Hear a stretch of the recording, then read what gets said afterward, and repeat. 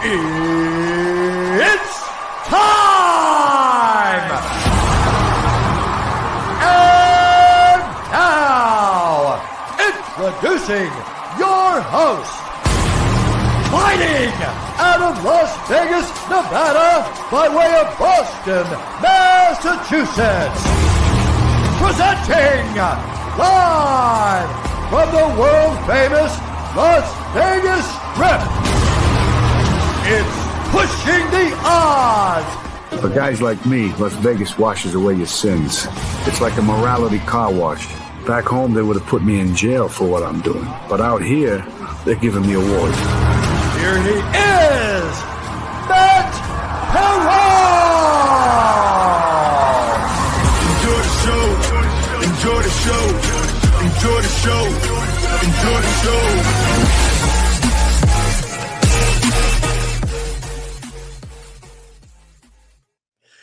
Welcome to the show, boys and girls in the brigade. I'm laughing because, well, when you mute yourself for the intro and then you realize in the chat that you were not on, see, I look at the camera when I'm talking to you guys. And by the way, welcome to Pushing the Odds with Matt Perrault, being brought to you by BetCris Arizona. So my mic is supposed to go hot when I appear on the screen, but occasionally the system doesn't work right. And thus, my microphone was not turned on.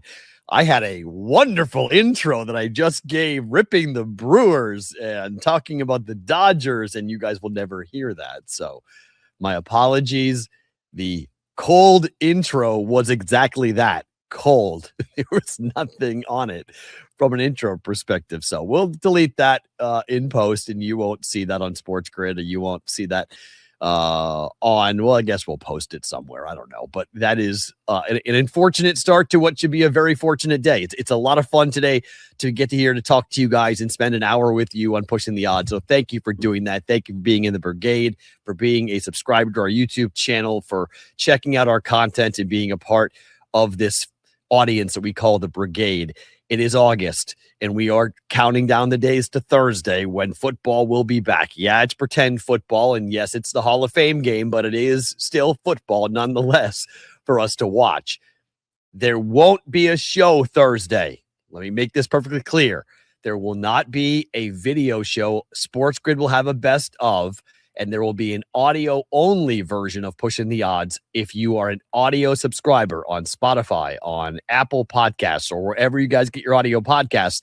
The show will be audio. It's going to be Adam Bjorn and myself inside of Circus Sports in Las Vegas, and we will be doing an audio version at Bet Bash of the program. We're going to talk about a ton of things going on in the business of sports gambling, and Adam has penned an article today, another one, for ingame.com about the process of buying out a book that was bankrupt in Prime Sports, and what the process for Planetech, his company, which owns BetCris Arizona and now Prime Sportsbook, what is this like? How has the process gone with regulators and just operating in the current space of the sports gambling ecosystem? So we're going to talk about that. We're going to have different guests stop by as well to jump on and talk about the state of sports gambling. And, you know, this is a place where there's a lot of ego. There's a lot of big swinging, you know what's flying around, and people think that they're all too big and cool. I love going to these things because I'm just a little old media guy, and I walk in and I'm just like, hi.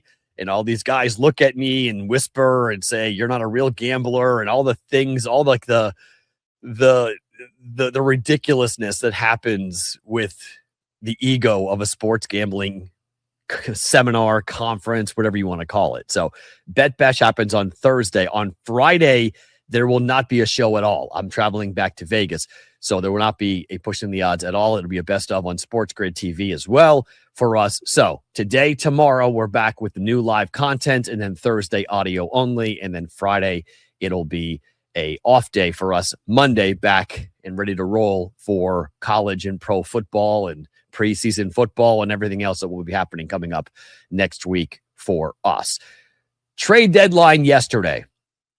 It was pretty active. It was active with a bunch of small moves that could wind up panning out for the teams that acquired pitchers, relievers, hitters. But the big news, Skubal going to the Dodgers, massive. They weren't done. They made multiple other trades. The Dodgers had a hell of a day yesterday at the trade deadline. Let's talk about some of the bigger moves, winners and losers from the Major League Baseball trade deadline with the opening line.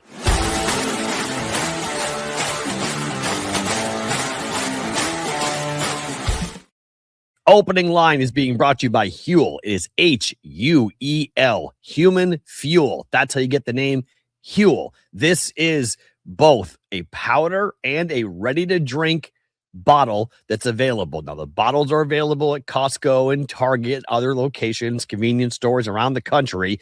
You guys can grab that. There's 35 grams of protein in the bottle, 7 grams of fiber in the bottle, or you can make a shake yourself with the powder. The Black Edition powder comes in a variety of flavors, vanilla, chocolate. We're talking 40 grams of protein there, up to 11 grams of fiber with 27 essential vitamins and minerals. It is gluten-free, which is huge for me. It's vegan if that's important to you, and you can save 15% off your first purchase with the code PTO. For new customers, you can use the QR code on your screen to go directly to Huel.com.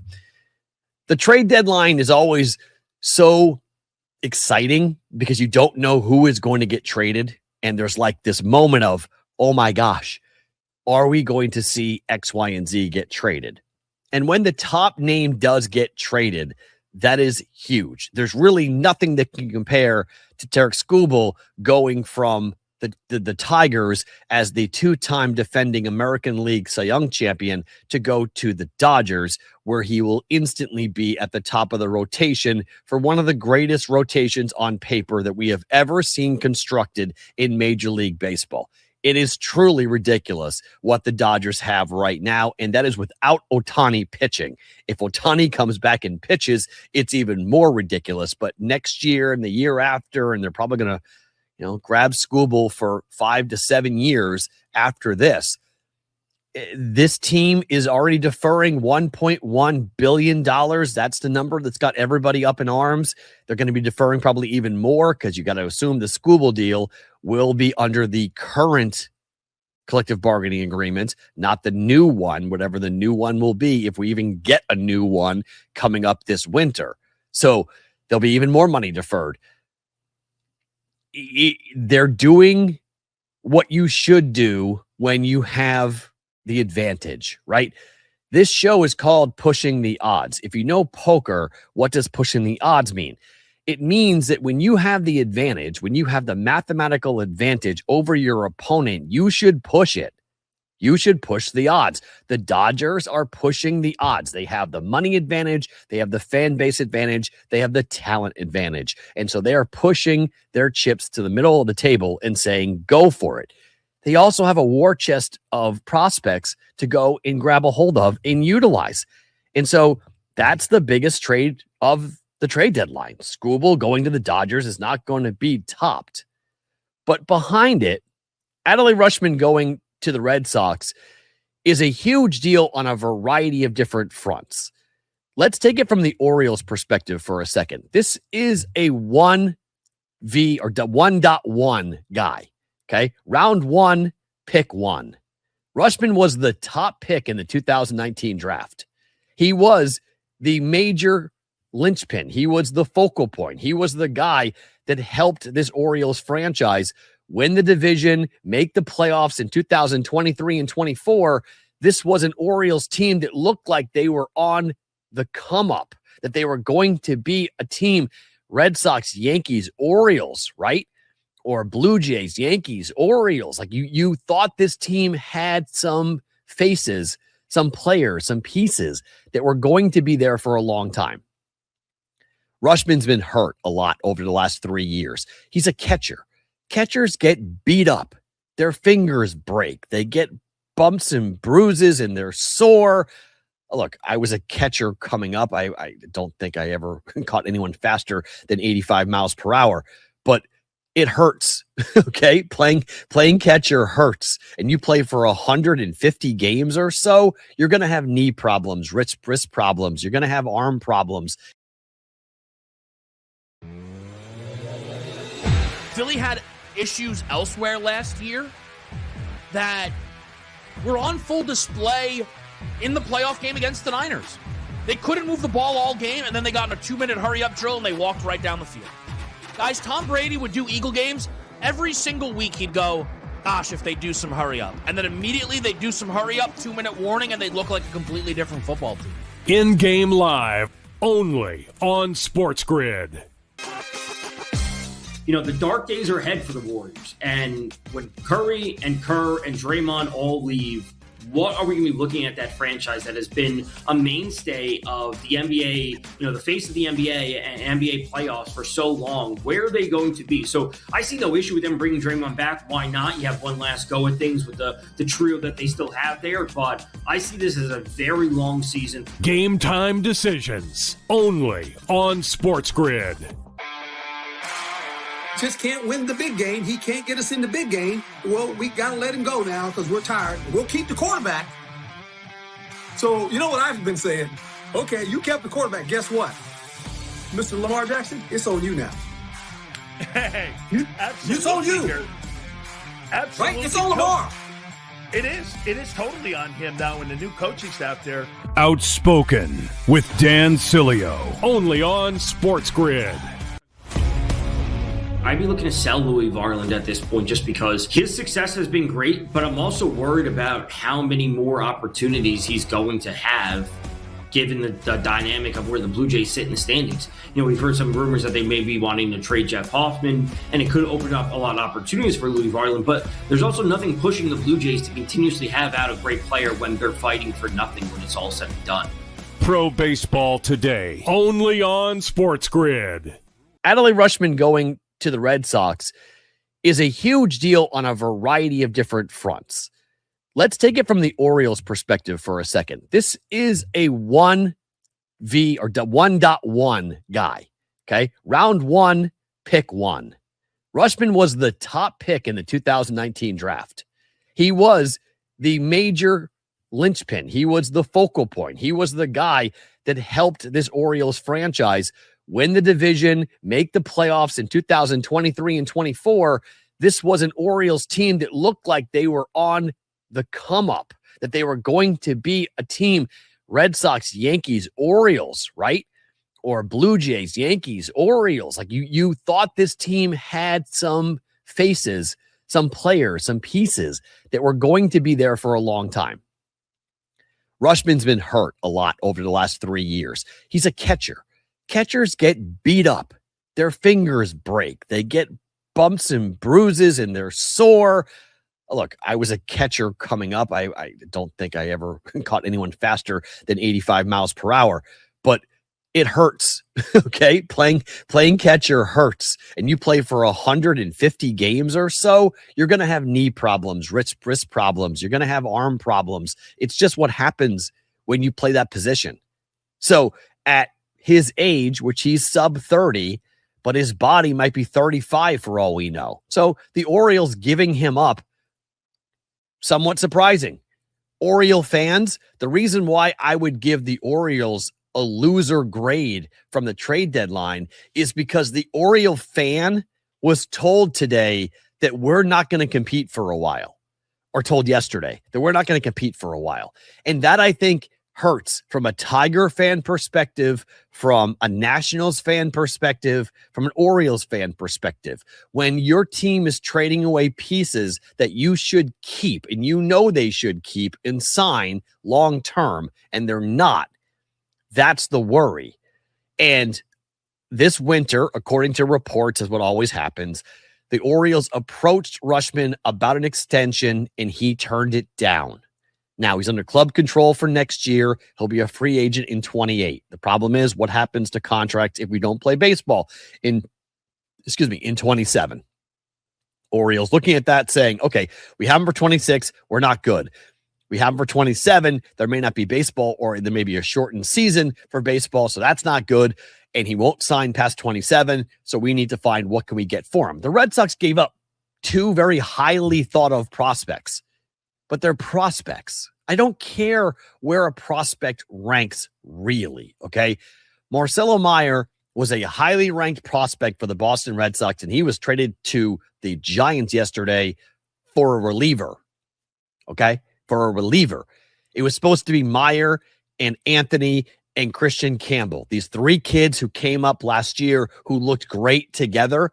Well, Campbell's at AAA, and he can't find a position. He can't hit. They signed him long-term. That was a mistake. Roman Anthony's got a hand problem. He can't stay healthy. He can't play, even though he played in the World Baseball Classic. He looked good in the World Baseball Classic, but he has not looked good at all for the Red Sox when he has been healthy enough to play. And Marcelo Meyer just was a complete malcontent and was partying too much. And that guy got shipped out of town and got sent to San Francisco. And he's let it leak out to the media that he's happy that he's out of Boston. He wants no part of it. I mean, you can have your prospects, okay? Bleep them kids is what I've been tweeting back, sending back and forth to people who are whining about how much was given up to go and get Adley Rutschman. He's a 3-time All-Star. And the stats are pretty damn obvious, okay? Look at the stats for the Red Sox catchers versus Rutschman and what he has done in a year in which he's only played 67 games and he's been battling injuries the last 3 years. He's not fully healthy. If they can get the kid healthy, this is a guy who can be a catcher for the next 4 to 5 years for the Red Sox, okay? And I'm talking defensively. The offensive numbers are great, but he is an above-average defensive catcher. And so we often get caught up talking about the offensive numbers, but the defensive numbers for Rutschman are huge with a pitching staff that's going to get, hopefully, Garrett Crochet back next year and other pitchers. If you can sign Sonny Gray and if you can take care of Ranger Suarez, I mean, they've got a lineup, a pitching rotation that you like. They have a bullpen full of really high leverage arms. You need a catcher, like point blank, you need a catcher. So I don't mind what the Red Sox did. I don't mind what they gave up to go and get him. I think if you look at the move, you get a player, you give up prospects. This is why you have prospects in markets like Chicago, New York, LA, Boston, Philly too. Who cares about the kids? Who cares? Let somebody else do that, right? Let somebody else get the kid to be good. This is why Bobby Witt most likely is going to be somewhere else very soon, and the Royals are going to trade him because they can bring in Bobby Witt's a legitimate talent, okay? Bobby Witt's a great player. He's going to go play somewhere else because someone's going to give the Royals a lion's share of other prospects to come in and potentially find the next Bobby Witt. Same thing can be said for other teams that just aren't going to lock up a guy and pay him big money. That's why it hurt when you see guys. You know, when Giannis talked about staying in Milwaukee for his career, it was like, my God, Giannis wants to stay with the Bucks. Like, you don't see that very often where a guy's like, I'm putting my flag down. I want to live here. I want to be here. And oops, look where Giannis is now. He's in Miami, right? So like when you have a player, a superstar that wants to stay, you would hope that the player gets kept. I mean, Skubal talked about pitching his whole career in Detroit, and now he's a Dodger because he wasn't going to sign with the Tigers unless they paid him market value, and the Tigers weren't going to pay him market value. So that's why if I'm talking about losers, to me, the Tigers are a loser. You traded away Skubal for prospects, and they weren't even that good of prospects, okay? Why? Because nobody was going to pay you a lot for a rental because everyone knows where Skubal's going. He's going to the Dodgers because they're going to pay him more than anybody else, and everyone knows this. The Orioles are a loser because they took prospects for their number one pick overall. And those prospects might be great, but the Oriole fan today knows their team just punted. You sign a player like this. This is the Jaylen Brown thing with the Celtics, right? It's like you draft a guy 3rd overall. He's an MVP in the finals for you. He's a multiple time, talented, top rated guy. You lock him down, and you did. And then you traded him. Right? You have Rutschman. He's yours for this year and next year. Sign him. Don't trade him. But you did. You traded him. So regardless of the return doesn't matter. In basketball, it matters more than baseball. But in baseball, it's a bunch of prospects. These kids could turn into something great. But more often than not, they don't. Every Red Sox fan all I'll say is Roman Anthony. Okay? Could Roman Anthony live up to his billing? Maybe. Or maybe he's just a bust.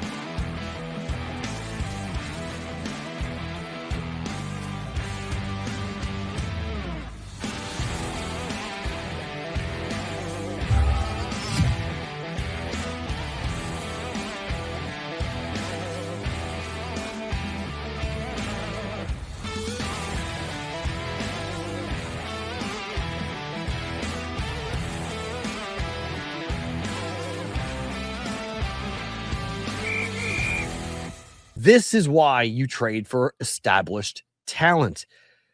The Brewers are a different conversation. I don't know what the hell the Brewers are doing. Why didn't you go for it? You have the number 1 ranked farm system in Major League Baseball, according to Keith Law and others. You're stocked with talent. Go and get somebody who's going to help you right now. Overpay for Skubal.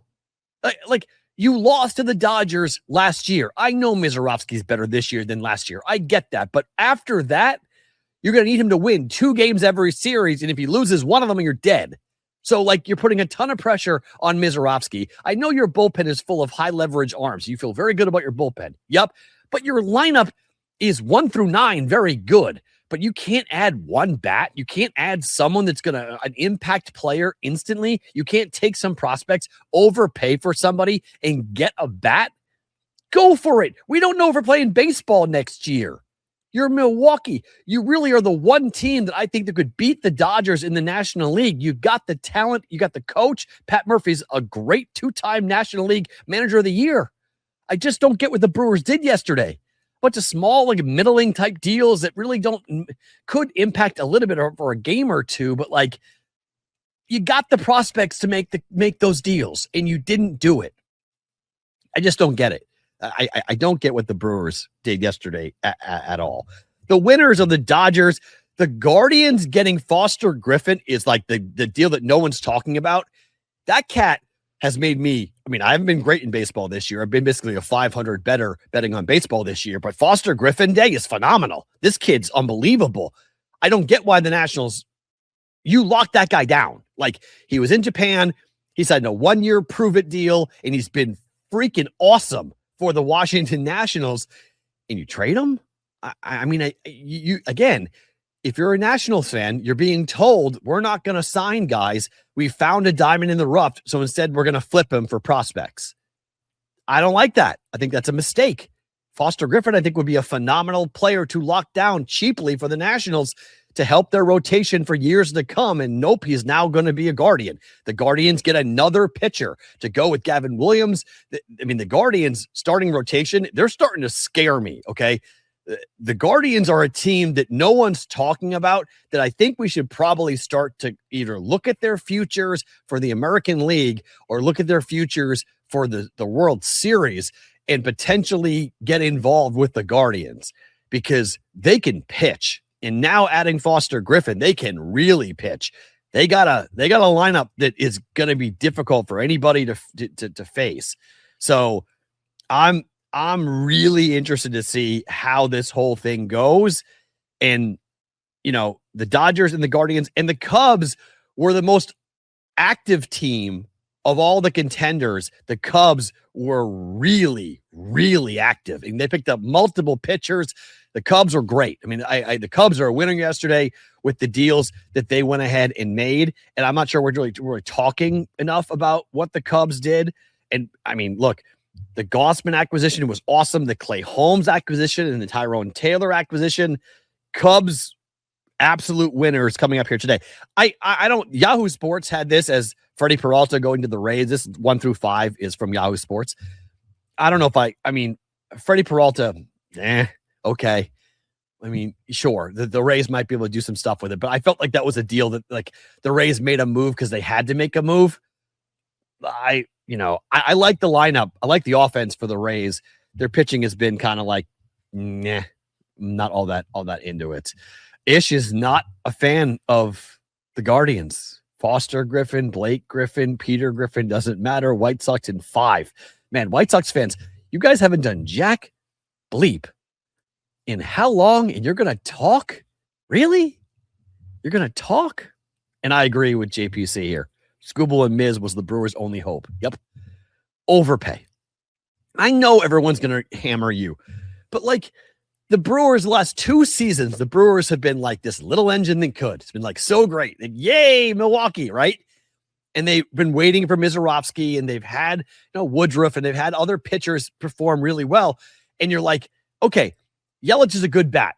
We like Yelich. And you've got other players who have been good, solid, top of the lineup type guys who have been productive for you. But like you have the prospects to go rip a big bat away from somebody. a clutch player, somebody who can come in and instantly change your fortunes against the Dodgers.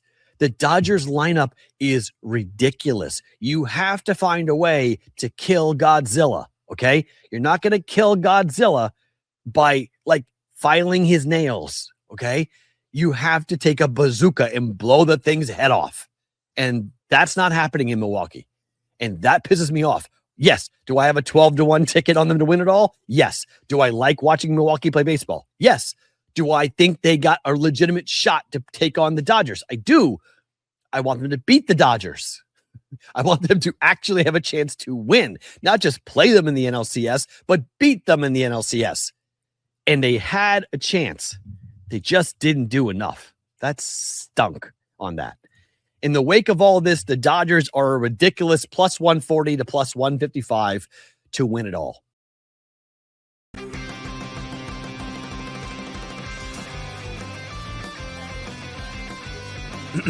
Class is in session. Today, let's talk about the teaser. A teaser is a multi-leg bet where you shift the point spread in your favor. You get better numbers, but every selection has to win. It doesn't matter what you bet if you don't have the insights. Tune into SportsGrid and get ahead of the class. You know, the dark days are ahead for the Warriors. And when Curry and Kerr and Draymond all leave, what are we going to be looking at that franchise that has been a mainstay of the NBA, you know, the face of the NBA and NBA playoffs for so long? Where are they going to be? So I see no issue with them bringing Draymond back. Why not? You have one last go at things with the trio that they still have there. But I see this as a very long season. Game time decisions only on SportsGrid. Philly had issues elsewhere last year that were on full display in the playoff game against the Niners. They couldn't move the ball all game, and then they got in a 2-minute hurry-up drill, and they walked right down the field. Guys, Tom Brady would do Eagle games.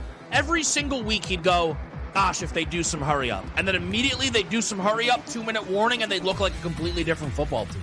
In-game live only on SportsGrid. They come in a lot more better prepared to play than, say, we did, having to learn some of the things that we learned coming into the NFL that we weren't learning in college. A lot of these kids are getting quarterback coaches, you know, as far back as junior high school and all the way through high school into college. So I think the position is a lot more stronger than it's ever been. Outspoken with Dan Cilio, only on SportsGrid. The Circa Sports team of the day. This was just happening. It was not planned out like this, but going down on the odds, we're counting it down. You haven't followed this yet. We're taking the odds at Circa Sports and going all the way down. The New England Patriots are 20-1 to win the Super Bowl at Circa Sports. Their win total is set at 9.5 at the moment. The Circa Sports contests, Survivor in the million, $1,000 entries. Grandissimo is a $100,000 entry. Any money that goes above the guarantee goes directly back into the prize pool. There is no rake at Circa Sports. Circa Million, 5 games a week against the spread. Circa Survivor, it's one pick, one winner every week to advance. If you pick a winner, you're in. If you don't, you are out. The Grandissimo is also a Survivor contest, but it's a $100,000 entry. For more information, log on to circasports.com. You must be physically present in Nevada, signing up at Circa Sports to be a part of it, but you can play in these contests from anywhere. You just need to hire a proxy. We've got someone you can use here in just 1 second, but let's talk Patriots. It's all about A.J. Brown, right? A.J. Brown made big news yesterday. He dislocated his thumb against Christian Gonzalez, popped it back in and kept going. Mike Vrabel today made a joke about it, saying no big deal. It happens every play to linemen, and nobody talks about it. It's not national news when an offensive lineman has a dislocated finger. He's right. I mean, this is a big story because it's A.J. Brown, but it's not that big of a deal. He'll be fine. Patriots with A.J. Brown will be fine. They have a issue with Kayshon Boutte that they got to figure out whether the wide receiver is on the roster or not. They are carrying 7 wide receivers. Do they carry 7 or do they carry 6? We'll see what their final roster choice will look like for the Patriots going forward. But can they win more than 9.5 games? Look, Some books are at 10.5, juice to the under. Some books are at 9.5, juice to the over. At Circa, they give you the option. They've got 3 different options. They have 10.5, 9.5, and 8.5. You can bet them all. You can bet either one, over, under. The number's kind of a sliding scale.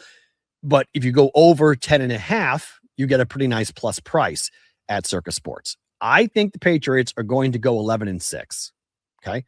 That's my call with the Patriots lineup, with their roster. I think they wind up going 11-6. The hinge game for my projection, I think 10-7 is really possible, but 11-6 is also on the table because I think they beat Seattle. Let me walk you through this for a second because I'm going to bet this, and I haven't bet it yet, but I just want to make sure everyone's healthy for the Patriots. But I'm going to bet the Patriots to beat Seattle on the money line. Here is why. I think people aren't putting enough stock in the idea that Clint Kubiak is in Vegas. The offensive guy, the guy who ran the offense with Sam Darnold and turned Jackson Smith-Njigba into the offensive player of the year in the NFL, is no longer there. Mike McDonald was able to just run the defense, and the defense is damn good. Okay, it really is. But it's week 1. And this Patriot team is completely different than the one that played in the Super Bowl. For starters, the offensive line is healthy and better. Okay, so the offensive line is not going to give up a bazillion sacks like they did.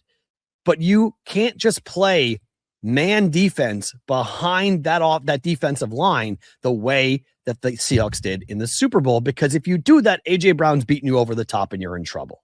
If you double team A.J. Brown, now Romeo Doubs is going to be able to go over the middle. If you double team him or you take away him with a star cornerback, now you have the tight ends and Hunter Henry and company who could go do damage. If you stack the line, they throw. If you fall back, they're going to run it with both running backs with a much better offensive line. I think this Patriot team beats Seattle on the opener. I do.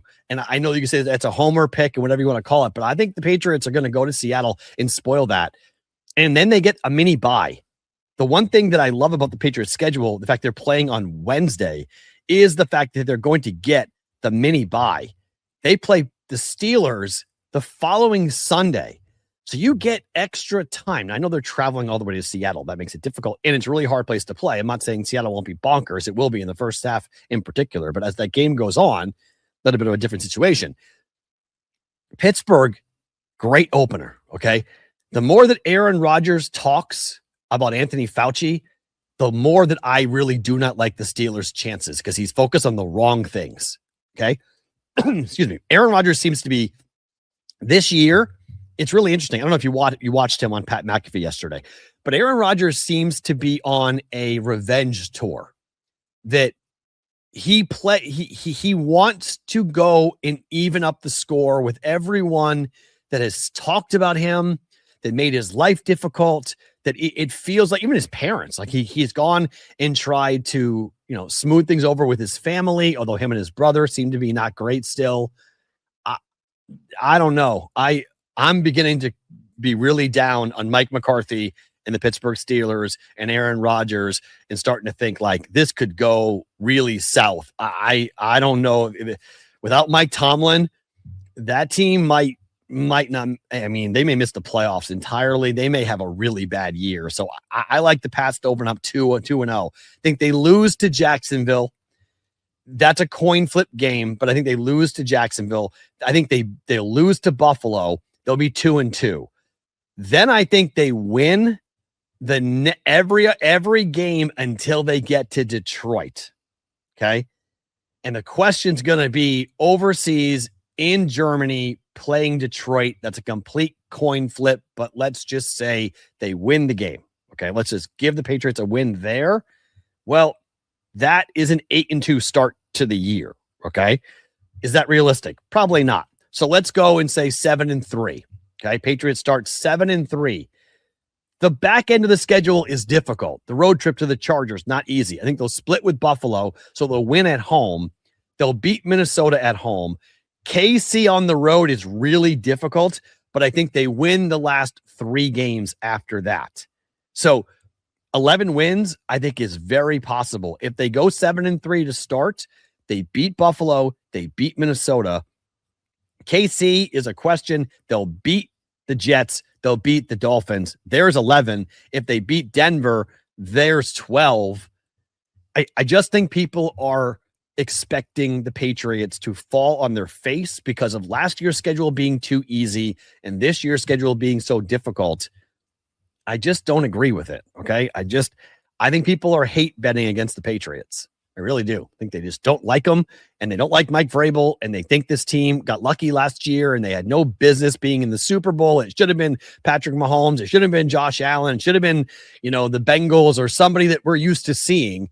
And the Patriots getting there and then getting smoked by the Seahawks. It was like, oh, there you go. They're overrated, instead of looking at the matchups and how everything goes. No, I don't think Denver's going to be an easy win, but I have Denver winning the AFC. I mean, if you ask me who do I think wins, I think Denver wins the AFC, but I don't know.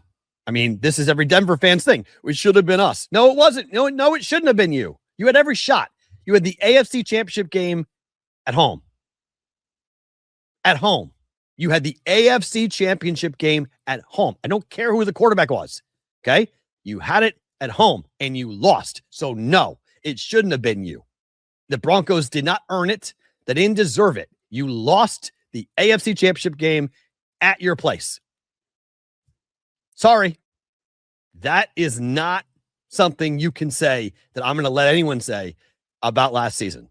Okay? If the Patriots had home field, I'd buy it. If you say, well, Denver had to go on the road to New England with a backup quarterback, that's really tough.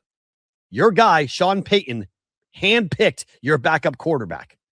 Okay? Handpicked him, signed him to 2 contracts, and he played like dog crap.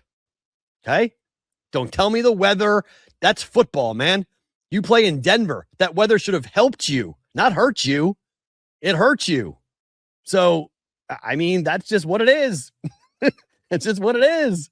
So to me, don't cry. You lost. Just own it. We lost. I have Denver in the Super Bowl this year. Why? Well, I don't think your quarterback gets hurt. Okay. I think you have a really good head coach. I like Sean Payton a lot. I think he's a really, really talented head coach. I think your defense is psychotic. And I do think that the Super Bowl goes through Denver. I'm not high on Buffalo. I don't think Sean Brady, it's a first-year head coach. Just I cannot back them. I don't know what to do. I'm never backing the Bengals until they fire Zach Taylor. Okay, I'm never backing the Bengals. Zach Taylor did it once. I know the last time they played at SoFi, they got there. I get it. It could be Rams-Bengals. Run it back again, right? The last time we saw SoFi host, it was Rams-Bengals, 23-20, the win for the Rams. Yeah, maybe history will repeat itself, but I'm not backing it.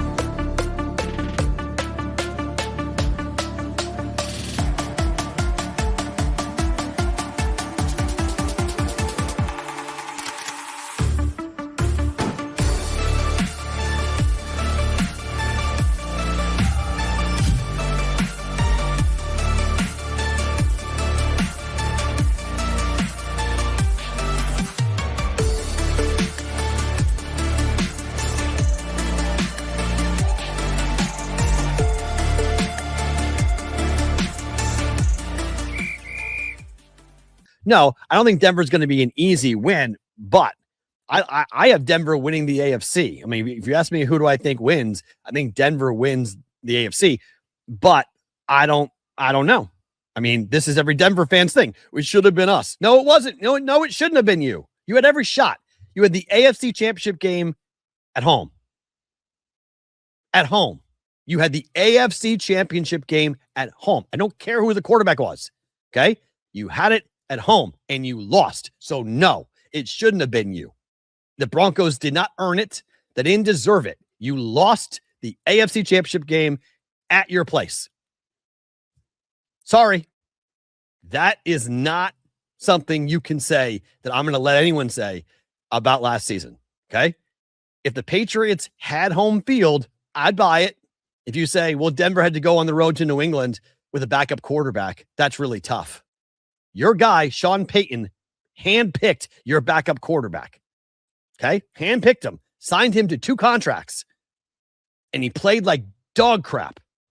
Okay? Don't tell me the weather. That's football, man. You play in Denver. That weather should have helped you, not hurt you. It hurt you. So, I mean, that's just what it is. It's just what it is. So, to me, don't cry. You lost. Just own it. We lost. I have Denver in the Super Bowl this year. Why? Well, I don't think your quarterback gets hurt. Okay. I think you have a really good head coach. I like Sean Payton a lot. I think he's a really, really talented head coach. I think your defense is psychotic. And I do think that the Super Bowl goes through Denver. I'm not high on Buffalo. I don't think Sean Brady, it's first-year head coach. Just I cannot back them. I don't know what to do. I'm never backing the Bengals until they fire Zach Taylor. Okay, I'm never backing the Bengals. Zach Taylor did it once. I know the last time they played at SoFi, they got there. I get it. It could be Rams-Bengals. Run it back again, right? The last time we saw SoFi host, it was Rams-Bengals, 23-20, the win for the Rams. Yeah, maybe history will repeat itself, but I'm not backing it because I'm not backing Zach Taylor. So is it going to be more difficult to get to the Super Bowl? Absolutely, for the Patriots. Absolutely. So I am looking at this AFC, and I think it's going to be awesome. I think the AFC is going to be so much fun. The NFC is going to be, I think this whole year in the NFL, as I told you guys, I like college a lot, but until college gets their act together and we figure out what the hell is going to be the future like for college, I am so psyched for the NFL. I think the NFL year is going to be absolutely awesome. There are really good teams, really good storylines going on, and we have another one for our pro football story of the day. Brought to you by Vegas Football Proxy. Bijan got a bag today. Now, will he stay as the top paid running back? Probably not. But he got a bag today from the Falcons. 3-year extension worth up to $75 million, $51 million guaranteed. That's a record. Now, $37 million at signing. Can somebody give me $37 million for signing my name? $37 million. Unbelievable deal for Bijan Robinson. Now, Jahmyr Gibbs is probably going to wind up getting more than that when he signs his deal. We'll see what Jonathan Taylor gets with his deal. So this is a temporary spot for him to be the highest paid running back in NFL history. He gets the pub for today. He will not be there long term. It'll be 1 or 2 days, and then Bijan will be behind Jonathan Taylor and or Jahmyr Gibbs. Gibbs is going to get a lot of money. Like, let's just be frank. The Lions traded away David Montgomery. Jahmyr Gibbs is going to get a lot. The guaranteed money is still not the biggest of all time. Jeremiah Love still has that at $54 million with the Cardinals, but you could see $54 million get eclipsed by Jahmyr Gibbs maybe today, maybe tomorrow. So we'll see how it all plays out, but we'll see what happens with the other backs. But Bijan got a bag today. He got paid. Okay, let's pause football for a second. Let's talk horse racing. We don't always talk horse racing, but the Triple Crown could be dead. Like, this is big news. I don't think enough people are talking about. And in our world, in the sports gambling, sports betting, horse betting world, this kind of stinks. What happened yesterday with the announcement of a new schedule that will essentially make the Preakness irrelevant. I'm not kidding. If you missed this, this is true. jump down the rabbit hole thanks to the Rabbit app.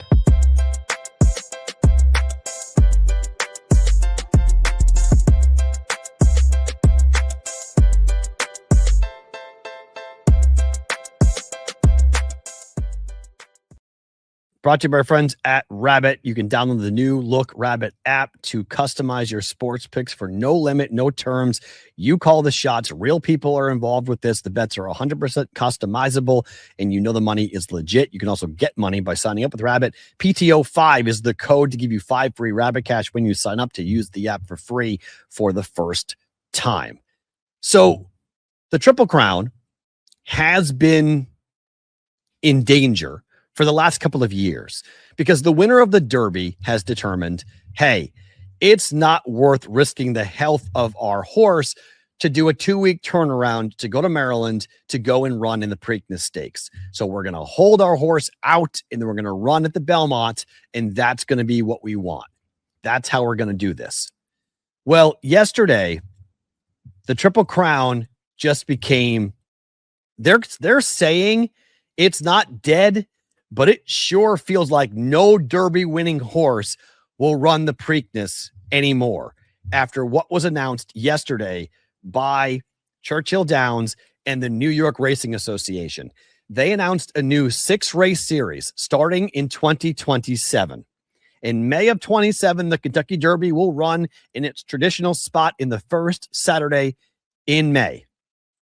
Then the Belmont Stakes will run in its traditional June 5th spot. But in the interim, they're going to run races that will stretch out all the way to September. The Preakness still will exist 2 weeks after the Kentucky Derby.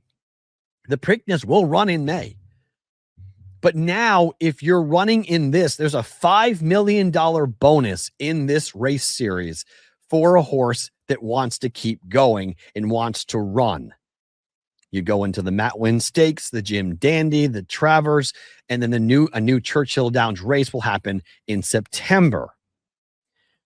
This is in response to the fact that Golden Tempo and Sovereignty and Rich Strike all won the Derby and then turned around and they skipped the Preakness. And they said, you know what? We're just not doing it. We're not going to jump back in.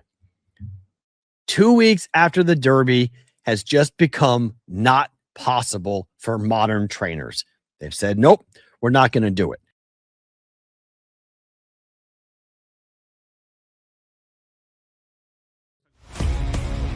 I'd be looking to sell Louis Varland at this point just because his success has been great, but I'm also worried about how many more opportunities he's going to have given the dynamic of where the Blue Jays sit in the standings. You know, we've heard some rumors that they may be wanting to trade Jeff Hoffman, and it could open up a lot of opportunities for Louis Varland, but there's also nothing pushing the Blue Jays to continuously have out a great player when they're fighting for nothing when it's all said and done. Pro Baseball Today, only on SportsGrid.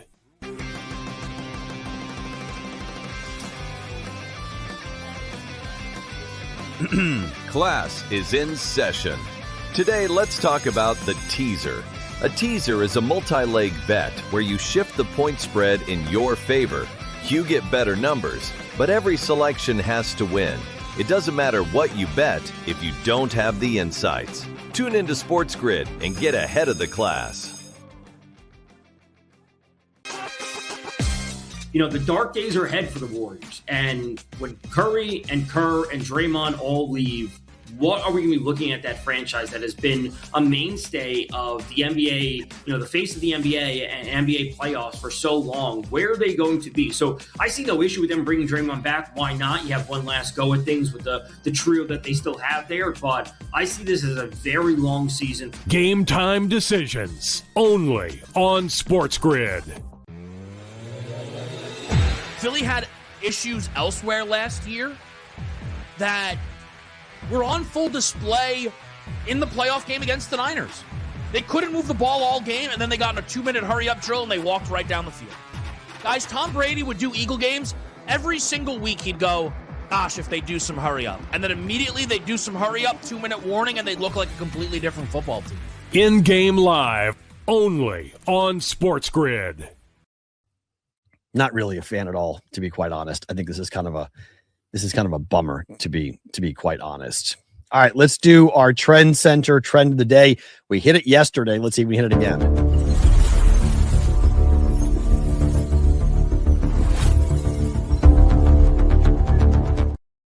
Trend Center trend of the day. You guys can use the code PTO to get 40% off your first 3 months at Trend Center. You can download the app in Google Play or Apple Store. It's a 30-year database with all sorts of win trend data, highest win rates, most profitable, and also community plays as well at Trend Center. The Trend Center app of the day or play of the day is the Boston Red Sox. I can tell you I like this bet before they came out with the Red Sox on the money line. And I liked it even more after I saw Trend Center come out and have it be the play of the day, because the trends are positive, but I think just the Red Sox having a chance of not both guys they acquired, both Meade and Rushman, aren't going to play today. I think that's great. They got a deal done, 2 deals done to bring in some help. Both guys are hurt at the moment, which isn't great, but the nucleus of the Red Sox being as good as they've been, Red Sox are 23-3 over their last 26 games. No one is hotter than the Red Sox. They just swept the Dodgers. They're coming back to Fenway Park. There's all sorts of good vibes. And Patrick Sandoval is pitching tonight for the Red Sox. And Patrick Sandoval is 4-0. The team is 4-0 in games started by Patrick Sandoval. I like the Red Sox. Trend Center likes the Red Sox. Keep the Red Sox hot here at the moment. We go Red Sox on the money line tonight for our Trend Center app. Trend of the day play today. News of the industry. How about our guy, Adam Bjorn?